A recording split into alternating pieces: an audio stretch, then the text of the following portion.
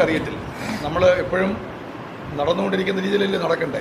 ബഹുമാനപ്പെട്ട ഹൈക്കോടതി order, government ഓർഡറൊക്കെ ഉണ്ട്. ആ ഓർഡർ പ്രകാരം നടക്കുന്നൊരു സാധനമാണ് ഹൈപ്പവർ കമ്മിറ്റി. അല്ല, ഹൈപ്പവർ കമ്മിറ്റി തമാശ ഈ ടേണിൻ്റെ രണ്ടാമത്തെ മീറ്റിംഗാണ്. എനിക്ക് ഒരു സംശയമുണ്ട്, ഹൈപ്പവർ കമ്മിറ്റിയുടെ ഒരു ഘടനയെക്കുറിച്ച് പലർക്കും അറിഞ്ഞുകൂടാ. ഘടന എന്ന് ഞാൻ പറയുന്ന ചർച്ചകളും ഇവിടെ മിനിറ്റ്സ് ചേർക്കുന്ന കാര്യം എവിടെ വരെ പോകും, ഏറ്റവും ടോപ്പ്.